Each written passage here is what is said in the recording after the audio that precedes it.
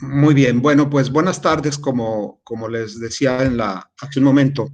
Vamos a comenzar nuestra sesión síncrona número 1, que tiene que ver con la introducción, que son los mercados y los precios.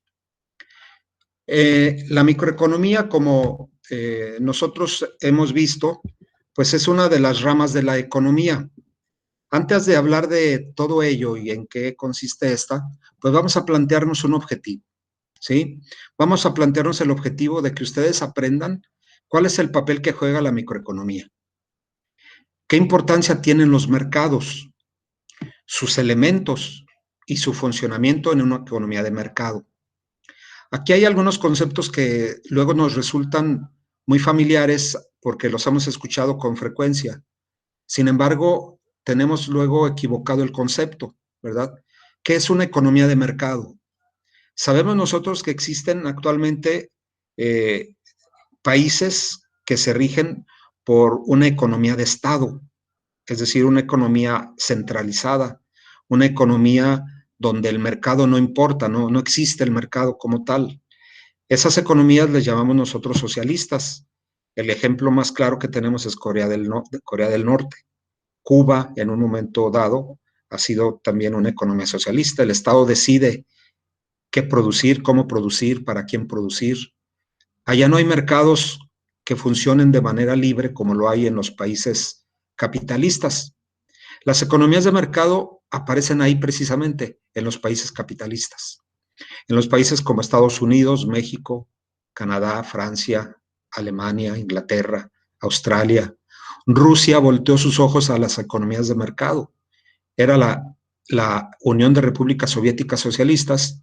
Al desaparecer ese, ese muro que físicamente o de manera como simbólica era el muro de Berlín, pues se cae el sistema socialista en la Unión Soviética y en los países satélites de la Unión Soviética y entra a las economías de mercado, ¿no? El caso de Rumania, Bulgaria, Polonia, Alemania, las dos Alemanias que había, pues se vuelven a integrar en una sola Alemania. Entonces, la economía de mercado es la que sigue rigiendo en la gran mayoría de los países en el mundo. ¿Y por qué hablo de la economía de mercado? Aunque políticamente pudiera ser más importante decir es una democracia, es una sociedad donde los individuos eligen a sus gobernantes y deciden qué tipo de gobierno eh, tener, pues lo que básicamente se busca es el sustento económico. La importancia de la economía en las actividades diarias es fundamental. No vamos a irnos muy lejos. ¿Cuál es la razón por la cual, eh, una de las razones, porque vamos a mencionar muchas, ¿no? Ahorita si Edgar le pregunto una razón más, o Juan Carlos o Karen, pero ¿cuál es una de las razones más importantes por la cual la pandemia en nuestro país, o específicamente en el estado de Nuevo León, no se ha frenado? ¿Por qué sí ha seguido creciendo la pandemia? Los contagios, ¿por qué siguen? Desde el punto de vista económico, porque la actividad económica no se puede detener y tenemos que salir a trabajar, tenemos que salir a seguir produciendo, porque necesitamos que la máquina de producción de bienes y servicios siga trabajando, porque necesitamos sobrevivir, ¿no? Si se frenaran las actividades económicas, posiblemente saldríamos de la pandemia en un tiempo más corto, pero pues no tendríamos en un momento dado qué comer o cómo subsistir. Entonces es un riesgo muy alto detener la actividad económica. No importa nada más la cuestión política, sino la cuestión política tiene que siempre voltear los ojos a la economía. López Obrador, por ejemplo, en sus conferencias mañaneras de principio del año pasado, hablaba de que la economía pues no era tan importante, qué tanto el PIB o por qué lo miden o que son variables que no son relevantes, decía al principio. Pues ahora vemos que eh, ya se ha dado cuenta de la importancia de la economía, ¿verdad? Él, yo no sé si sepa economía o no, pero pues ha cometido muchos errores en cuanto al manejo de los recursos. La economía sí le importa, pero le ha importado más la cuestión política, seguir él siendo el, el líder que toma decisiones y que hagan lo que él quiere, ¿no? Entonces a la economía la ha dejado de lado, pero pues se ha dado cuenta que no puede seguirlo haciendo. Hay que revertir y hay que voltear los ojos a la iniciativa privada y a los mercados y voltear a ver el gobierno de los Estados Unidos, a ver cómo resolvemos esta situación. Entonces, las economías de mercado son las que rigen actualmente la mayoría de las economías en el mundo. Una economía de mercado nos permite tener celulares que están siendo desarrollados en países de origen, no sé si chinos o suecos o norteamericanos, y nos llegan casi en el momento en que salieron también al mercado allá. La economía de mercado nos permite tener acceso a información de Internet al instante como no la teníamos antes. La economía de mercado me permite viajar entre países, tener una comunicación más estrecha entre clientes o vendedores o productores de otros países. Es la economía de mercado la que ha hecho que en muchos países se le critique como el neoliberalismo y que nos ha conducido a la pobreza de los países menos fuertes en tecnología o en, o en, o en capacitación, en capital.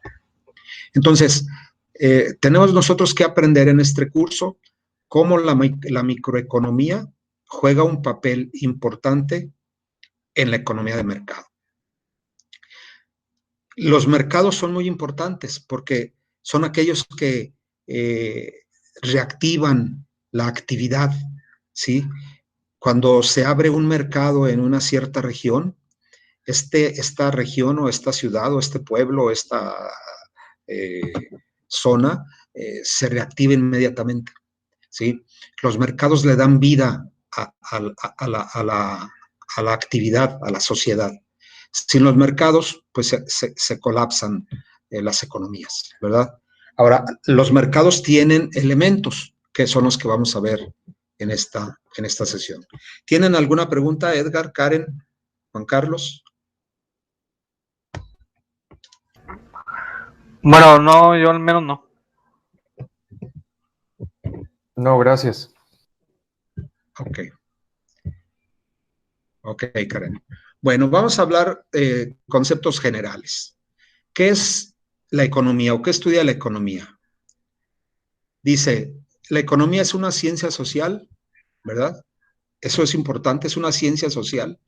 ¿Cuántos tipos de ciencias hay, Karen? ¿Qué conoces tipos de ciencias? ¿Hay ciencias sociales? ¿Qué otro tipo de ciencias hay? Activa tu micrófono, Karen, no hay problema. Sí, maestro. Pues están las ciencias biológicas, las ciencias de la comunicación, ciencias políticas. ¿Es una ciencia social la comunicación? Sí. ¿La política? Creo que también. Ok. ¿La biología? No, esa No. es una ciencia exacta. Es las ciencias biológicas que les llaman, ¿no? Sí. Las ciencias exactas como las matemáticas o la física, ¿verdad? O las ciencias químicas. Esas son ciencias que le llaman luego a veces ciencias naturales, ¿verdad? Nosotros Sí. hablamos de una ciencia social, como la psicología, la sociología, la comunicación, como bien dices tú, la política, algunas otras ciencias sociales, la antropología, ¿verdad? La historia, que muchos le llaman ciencia, otros no, pero bueno, es un área del conocimiento. La economía, pues, es una ciencia social. ¿Qué la hace social? Pues que el sujeto de estudio es el hombre. Lo que importa en economía no es lo que se produce, sino lo que se produce para satisfacer las necesidades del hombre. La satisfacción de las necesidades ilimitadas de las personas. Nosotros tenemos necesidades y esas son ilimitadas. Necesitamos comer todos los días, vestirnos, dormir, divertirnos, entretenernos, hacer deporte. Tenemos necesidades de autorrealización, necesidades de identidad, de reconocimiento, afectivas. Las necesidades son ilimitadas. Yo comí hoy o comí hace un par de horas o 3 horas y voy a tener que comer dentro de unas 2 o 3 horas más. Voy a dormir hoy en la noche, que Dios me dé licencia, y mañana tengo que volver a dormir. O sea, mis necesidades son ilimitadas. Lo que son limitados son los recursos. Los recursos son escasos. Por eso la economía se llama la ciencia de la escasez y la eficiencia. Es decir, hacer uso eficiente de los recursos escasos para satisfacer al máximo las necesidades humanas.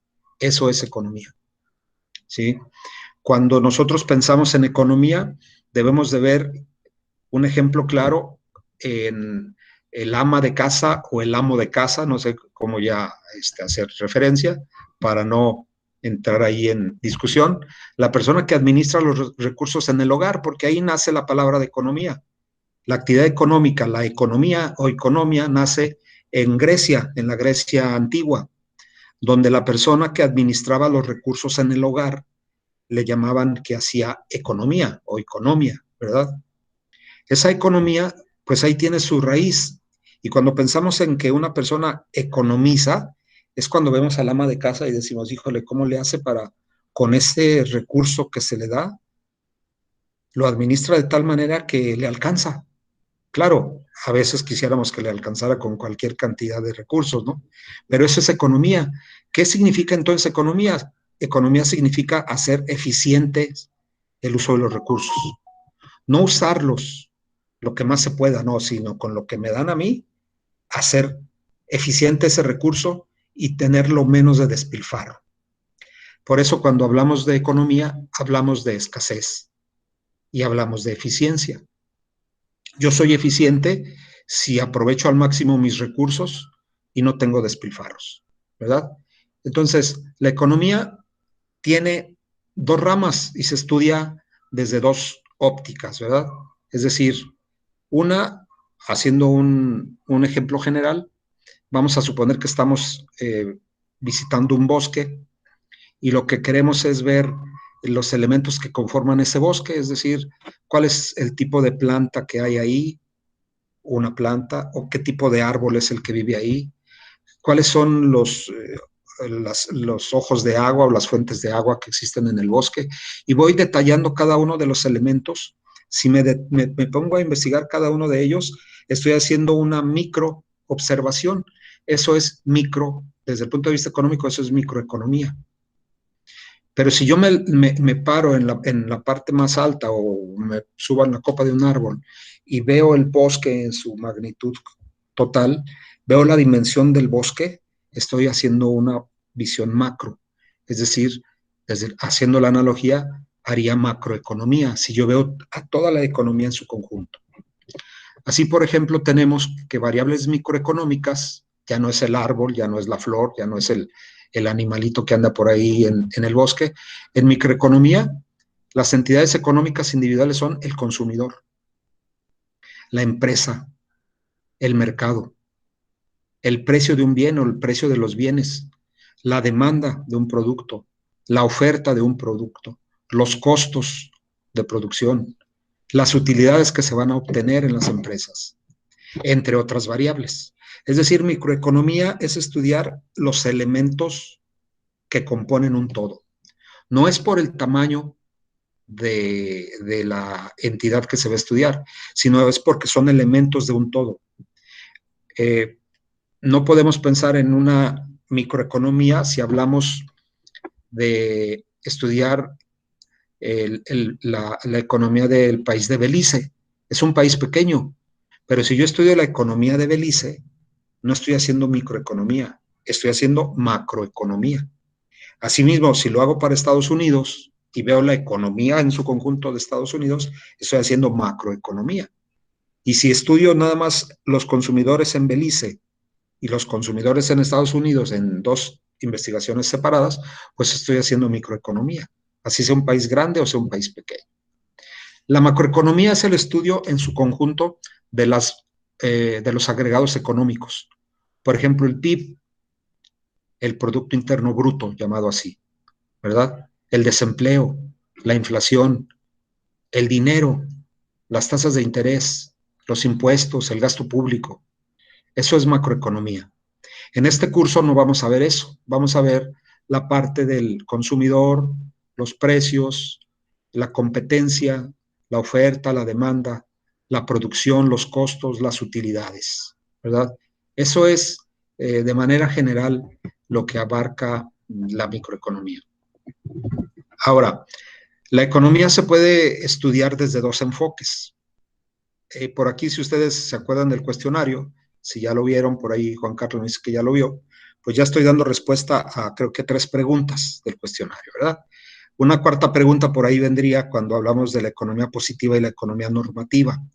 ¿Qué es una y qué es otra? La economía positiva describe solamente los hechos. Es decir, yo hago economía positiva cuando hago una investigación y digo, la inflación ha sido del 4% en el 2020. Pues yo lo que hice es economía positiva, únicamente describí lo que ya sucedió. O bien digo, el desempleo ha sido del 2%. Es una economía, estoy haciendo economía positiva, únicamente describiendo lo que ha pasado. Sin embargo, el que hace economía no nada más se dedica a hacer estudios de economía positiva, sino que también necesita una economía normativa o un departamento que haga economía normativa. ¿Cuál es esta? Pues es aquella que nos dice lo que debería de ser. La inflación debería de ser del 4%. Nos dicen las autoridades actualmente que la economía, ya no nos dicen que debería crecer, pero es la economía normativa lo que nos están dando. Dice, la economía, el PIB va a crecer entre el 3 y el 4% el próximo año. Bueno, eso es economía normativa. Y que nos digan cómo le van a hacer para que crezca al 3 y al 4. ¿Qué va a pasar con la política industrial, con la política fiscal? ¿Qué va a pasar con la política internacional para que se dé ese 4%? Eso es economía normativa. Entonces, la diferencia entre una y otra es simplemente el enfoque, ¿no? ¿Qué voy a hacer? Economía positiva, describir únicamente hechos. ¿Qué voy a hacer? Economía normativa, pues voy a dar o voy a sugerir lo que debería de ser, ¿sí? Bien, si tienen alguna pregunta, no duden en interrumpir eh, con, con confianza, jóvenes. Bueno, ahora, otro de los conceptos importantes, como ya lo he venido repitiendo, es el concepto de mercado. ¿Qué es un mercado? Juan Carlos, aparte de la definición que yo doy ahí, ¿para ti qué es un mercado? Es todo el entorno donde se mueve cualquier negocio, o industria dentro de ya sea un municipio, un estado o un país, este, y sus variables, ¿verdad? Cómo se comporta la economía dentro de lo que viene siendo esa zona. Ok, o sea, entonces un mercado es toda la economía. Sinónimo de mercado es economía. Bueno, sí, sí, no, pero yo lo interpreto así, ¿va? O a lo mejor lo estoy interpretando mal. Para mí el mercado es eso, o sea, cómo se mueve, haz de cuenta los negocios en la actualidad, haz de cuenta, si nos, un ejemplo, si yo tengo un negocio, una tortillería, y yo vendo las tortillas, no sé, a 20 pesos, el otro a 15, haz de cuenta, para mí eso es el mercado. Ok. Sheila, bienvenida, buenas tardes. Hola, muy buenas tardes. A ver, bote pronto, como dicen, ¿para ti qué es un mercado, Sheila? Para mí el mercado viene siendo ahora sí que esa unión entre una compra y venta, de un producto, un bien, un servicio. Es como el círculo de compra-venta entre un vendedor y el comprador. Ok. Bien, vamos a hacer una diferenciación entre la actividad económica y el mercado, ¿no? Creo que Juan Carlos se refiere más a toda una actividad económica y en esas actividades económicas se encuentran los mercados, pero no toda actividad económica refleja un mercado, ¿sí? Actividad económica es la producción. Otra actividad económica, pues puede ser el diseño o la investigación para los procesos de producción, la capacitación, ¿verdad? El buscar proveedores o instalar ciertas plantas productoras de insumos para la industria. Por ejemplo, a un lado de Kia hay empresas que producen partes para automóviles, ¿no? Entonces, toda esa es una actividad económica y que están preparándose para entrar a un mercado.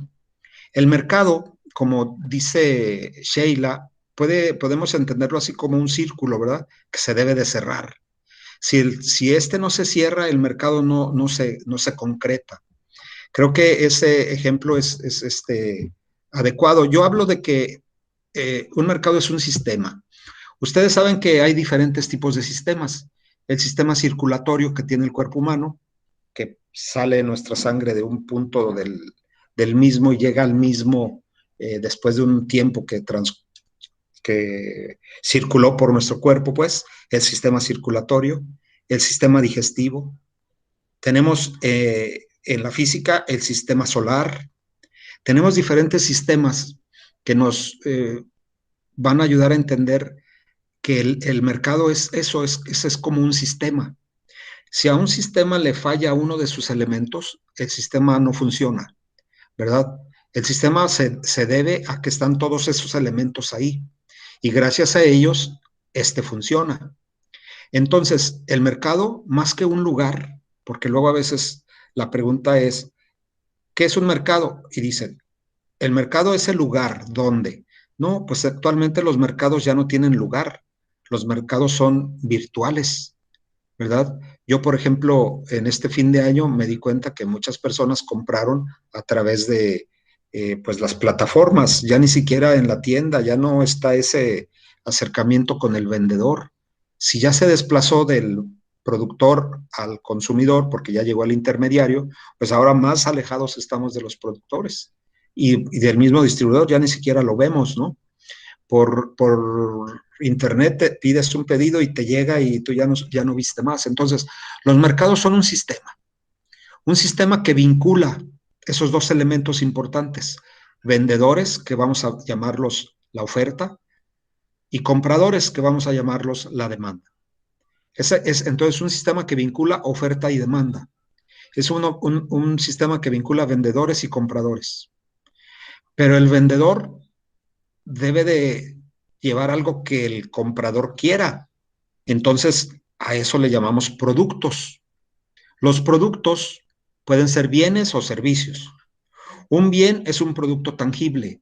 Un servicio es un producto no tangible. Un producto tangible, pues, es un par de zapatos, una computadora, un libro, ¿sí? Un kilo de naranjas, una libreta. En cambio, los servicios, pues tenemos los servicios de educación, los servicios de salud, ¿verdad? Los servicios médicos, los servicios de comunicaciones y transportes. Yo compro un boleto para viajar de un lugar a otro, pero no compro el autobús o el avión, ¿verdad? Entonces, lo que compro es el servicio. Entonces, hablamos de bienes tangibles y servicios intangibles. Entonces, un mercado es aquel que vincula a los productores de bienes o los vendedores con los compradores de esos bienes. Pero si están esos tres elementos, ¿ya decimos que hay mercado? No. Puede ser que los productos se transfieran de una mano a otra. Y si no existe ese cuarto elemento, no existe el mercado. Ese otro elemento son los precios.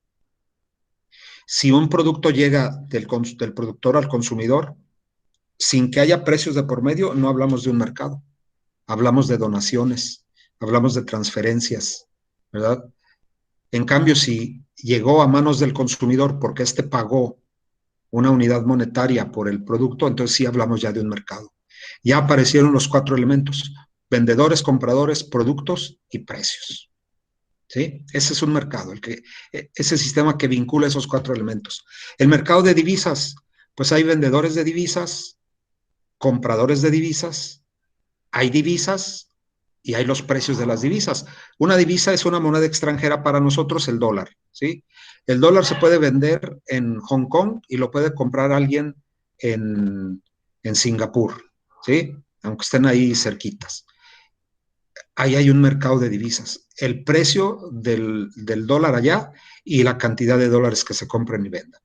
Entonces, los mercados los hay de muchos tipos. Aquí tenemos una clasificación. Mercados regionales, mercados locales, mercados nacionales. Hay mercados de bienes o hay mercados de servicios. Hay mercados de dinero. El dinero se compra y se vende también, ¿verdad? Hay instrumentos donde se obtienen rendimientos del dinero. Entonces hay mercados de dinero, hay mercados de capitales, las acciones que se compran y venden en el mercado de valores, ¿sí? También están en un mercado, hay compradores, vendedores y hay precios y hay acciones. 1 millón de acciones a 10 pesos, pues fueron 10 millones la venta, ¿sí? Nosotros vamos a hablar aquí en microeconomía de los mercados de acuerdo al grado de competencia. El grado de competencia se mide simplemente de dos, cuando existe la competencia y cuando no hay competencia. Por eso se habla de competencia perfecta, que es una, y la otra es competencia imperfecta. Y la competencia imperfecta, pues es de lo más imperfecto a lo casi perfecto. Es decir, lo que es totalmente imperfecto en competencia es el monopolio. ¿Por qué el monopolio? Pues porque solamente hay un solo productor de bienes, de ese bien en particular. No hay competencia. Viene el oligopolio, donde hay dos o más. Entonces sí hay una competencia. No es perfecta, pero ya hay un grado de competencia. Luego viene la competencia monopolística, que es cuando existen muchos compradores, muchos vendedores, y cada uno es un pequeño monopolio. Vamos a ver más adelante, ahorita estamos haciendo la introducción de los temas, pero en qué consiste el monopolio, el oligopolio y la competencia monopolística en su momento. Ahorita lo importante es saber de la importancia del concepto de mercado, que nosotros vamos a ir viendo a lo largo del curso, y que es ahí donde descansa gran parte de la teoría microeconómica. Los precios. ¿Qué son los precios? Otra de las preguntas del cuestionario. ¿Qué diferencia hay entre precios nominales y precios reales? Edgar, ¿qué es la inflación, Edgar? ¿Sí podrás recordar o para ti qué es el concepto, qué es la inflación? Tengo ahí un poquito de duda, maestro. No. Cuando dices, ¿sabes que la inflación está pegando duro a la economía? ¿A qué se refiere, Edgar? ¿Podría ser algo como desabastecimiento o cosas por el estilo? Desabastecimiento. Cuando carezco de algo en el mercado y esto produce una inflación tal vez de precios por la alta demanda del producto y que pues tengo escasez del mismo, va de la mano. Tú ya me dijiste algo importante. Dijiste que era inflación de precios, ¿verdad? ¿Qué es esa inflación de precios? ¿Quién hace esa inflación? No, ¿qué es? O sea, no quién la haga ni por qué se produzca. No, eso no quiero que me respondas. ¿Qué es para ti eso? Aunque es un concepto ahí medio redundante. Ajá.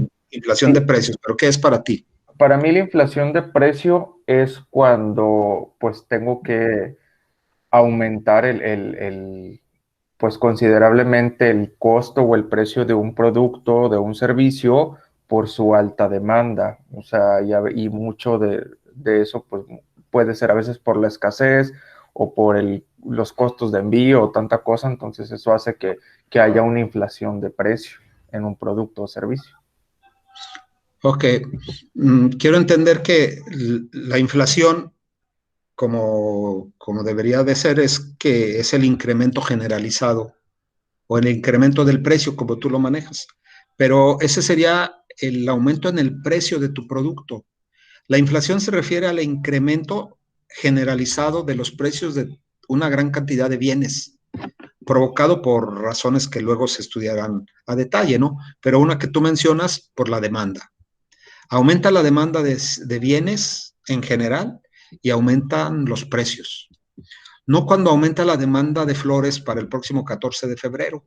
Eso no es inflación. Si la demanda de flores aumenta el día 13 o 14 de febrero, que esperemos que en este año con contingencia haya muchos ramos por ahí que se reparten, eso no es inflación, ese es un aumento de precios de las flores como consecuencia de aumento en la demanda. Pero si aumentan los precios de todos los bienes y servicios en enero, como lo hacían regularmente los años pasados, en enero aumenta todo. Ustedes sí se acordarán por ahí, a partir de enero empiezan a aumentar los precios. Claro, ya aumentan menos que antes, pero es un aumento generalizado. A eso le llamamos inflación. Aumenta el gas, la luz, la gasolina, por lo tanto el transporte, los alimentos son más caros, ya llegas a la tienda y ya no te alcanza lo mismo que comprabas el fin de año, etcétera, ¿no? Entonces, los precios cambian. La inflación hace que los precios cambien. Y por eso nosotros hablamos de dos tipos de precios: precios nominales y precios reales. Los precios nominales son aquellos que nosotros vemos todos los días. El precio de la gasolina, ahorita voy a pasar por la gasolinería y dice ahí 18.50, ese es el precio nominal. Yo voy a la panadería y encuentro una pieza de pan, 12 pesos, ese es el precio nominal. Quiero recargar a mi teléfono, hacer una recarga, 50 pesos, ese es el precio nominal. Es el precio corriente, lo que nosotros vemos todos los días. Sin embargo, existen precios llamados reales. Los precios reales son aquellos que medimos nosotros con el fin de hacer comparaciones. ¿Por qué nos conviene hacer comparaciones en los precios? Pues porque percibimos ingresos, ¿sí? Percibimos un salario, percibimos ciertas... hay fuentes de ingresos que nos permiten incrementar nuestra riqueza y decir, a ver, gané esto de intereses o gané esto más, pero en términos reales, ¿cuánto gané? Porque lo que yo gané, a lo mejor se lo comió la inflación, ¿sí? Es decir, se miden en porcentajes. Los precios reales son aquellos a los que se les descuenta la inflación. Si yo les pregunto, y si tienen por ahí ustedes a bien hacer una investigación para la próxima sesión síncrona, que ustedes me dijeran cuánto ganaban hace, si ya todos trabajan actualmente y hace 5 años trabajaban, o hace cuánto empezaron a trabajar, pero vamos a poner 5 años, y dicen, mi salario era hace 5 años tanto, hoy mi salario es tanto. Antes yo ganaba 1,500 por decir, y ahorita gano 2,000, pero ahora estos 2,000 no me alcanzan lo que yo compraba con 1,500. Yo me acuerdo que los 1,500 me alcanzaban más que los 2,000 ahora. Quiere decir que tu salario, tu ingreso real, es menor hoy que hace 5 años. Aunque nominalmente son 2,000. Nominalmente es más, pero en términos reales a lo mejor resulta menos, ¿sí? ¿Por qué? Porque cuando ganabas 1,500, el precio de muchos bienes y servicios era más bajo que ahora. Ahora con 2,000 pesos no te alcanza a comprar la misma cantidad de bienes que comprabas con los 1,500. Por eso es importante saber que existen precios reales para calcular el efecto de la inflación sobre nuestro poder adquisitivo. ¿Sí? Ok, pero ¿eso a qué se debe, maestro? ¿Se debe a una sobrealza en los precios de los productos o que el gobierno mantiene los precios controlados para que la gente consuma más? No, mira, ya como estamos en una economía más libre, una economía de mercado, el gobierno ya no controla los precios. En sexenios pasados, y te estoy hablando de sexenios a lo mejor 3 o 4 sexenios atrás, había precios controlados. El precio del maíz, el precio del azúcar, el precio de la leche. Había precios que se controlaban. Había precios, incluso servicios subsidiados por el Estado. La energía eléctrica la subsidiaba. Ya le quitó el subsidio. Es decir, ya dejó que los precios se muevan de acuerdo a la oferta y la demanda. Lo que pasa es que la inflación es un fenómeno que se presenta por factores. Uno de ellos es el incremento de la demanda. Otro de ellos es la cantidad de dinero en circulación. Son fenómenos macroeconómicos, ¿verdad? Pero que nosotros debemos de entender como una pérdida del poder adquisitivo de nuestro ingreso, de nuestro dinero, o del dinero que vamos a recibir en un futuro. Si yo voy a recibir un pago dentro de un año y me dicen que si ahorita me van a dar 1,000 pesos, pero en un año me van a dar 1,100, y dices, ¿qué lo quieres? ¿1,000 ahorita o 1,100 dentro de un año? Tú dices, no, dame los 1,000 ahorita. Oye, pero la inflación no va a ser del 10%, esos 1,000 van a ser más de 1,000 al final del año porque te estoy dando el 10% más. ¿Y tú qué dices? No, en un año me voy a esperar a que me des 100 pesos más, mejor dámelos ahorita los 1,000 y yo puedo aprovechar esos 1,000 ahora y hacer algo más y no esperarme un año hasta que me los des. ¿Sí? Entonces el poder adquisitivo tiene que ver con la inflación. La inflación es un fenómeno que debemos tener en cuenta. Por eso hablamos de precios nominales y de precios reales. Vamos a hablar de una economía a precios nominales o una economía a precios reales. ¿Sí? Bien. ¿Por qué estudiar economía? Ya vamos a terminar la sesión con esta última diapositiva. ¿Por qué estudiar microeconomía? ¿Cuál es el objetivo de estudiar microeconomía? ¿Por qué ustedes como futuros administradores, ¿sí?, de empresas turísticas o de gestión turística o administradores de empresas, ¿por qué estudiar economía? ¿Qué necesitan ustedes saber? Aparte de lo que es la administración, la contabilidad, recursos humanos, etcétera. ¿Por qué de economía? Bueno, porque las decisiones económicas que toman los agentes económicos individuales son fundamentales para su mantenimiento o supervivencia en una economía de mercado. Tú dabas un ejemplo de una tortillería, Juan Carlos. El dueño de la tortillería debe de tomar decisiones económicas.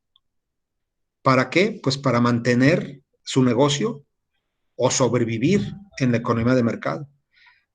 O para crecer. Necesita tomar decisiones para sobrevivir, para mantenerse, para seguir creciendo. ¿Y qué tipo de decisiones toma un dueño de un negocio? Bueno, pues no muy diferentes a la que tomamos nosotros como consumidores. Yo como consumidor también tomo decisiones. ¿Qué voy a hacer con mi ingreso? ¿A qué me voy a dedicar? ¿Sí? ¿Cuánto voy a ganar? ¿Cuánto tiempo le voy a dedicar a ese trabajo? ¿O qué voy a estudiar? ¿En qué universidad voy a estudiar? ¿Cuánto tiempo le voy a dedicar a la universidad o al estudio para obtener mi licenciatura? Todas son decisiones económicas. Alguien que me diga, no, es que esa es una decisión desde el punto de vista moral. Ah, bueno, aceptada, ¿verdad? El de que yo no voy allá porque va en contra de la moral. Ah, bueno, pues eso es una decisión propia, pero también trae una trascendencia económica, ¿verdad? Si tú te vas de vacaciones, implica un gasto, implica un desembolso, aparte de que te beneficia. Ahorita no, ¿verdad? Por la pandemia, pues corremos el riesgo de contraer el virus, pero las actividades económicas siempre son sujetas de decisiones. Aquí yo hago preguntas, ¿qué hacer con el ingreso? ¿En qué trabajar o a qué dedicarse? ¿Cuánto tiempo trabajar, descansar, hacer deporte, entretenimiento? Son decisiones económicas. ¿Qué producir para una empresa? ¿Cuánto y cómo producir? ¿Para quién producir? ¿Qué invertir? ¿Cuánto se espera de utilidad? ¿Financiamos o usamos recursos propios? Quiero poner mi negocio. Lo que me van a dar de liquidación lo meto al negocio, la peor decisión de todas, o busco un financiamiento para poder hacer mi negocio y empezar a crecer, que esa es una de las mejores alternativas, pero bueno, pero esas son decisiones. Por eso hay que estudiar economía o microeconomía. En una empresa deciden más mano de obra o más capital, es decir, más máquinas, más computadoras.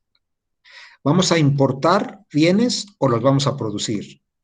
¿Exportamos o los vendemos aquí? Etcétera, ¿no? Hay un sinnúmero de decisiones económicas que se toman todos los días y en todos los niveles relacionadas con la microeconomía. Esa sería la parte fundamental, además de que en economía nosotros usamos herramientas que nos ayudan a tomar decisiones.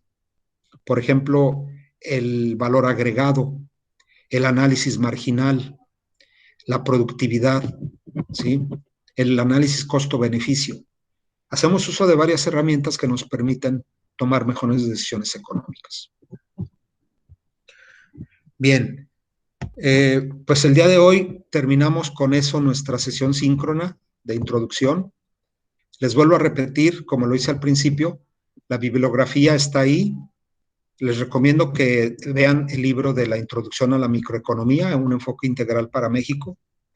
Traten de leer un capítulo, el primero de Pindic, o los temas, revisarlos en el libro de Cue y Quintana. Les vuelvo a recordar, Karen, no sé a qué grupo pertenezcas, Karen, ¿de qué grupo eres?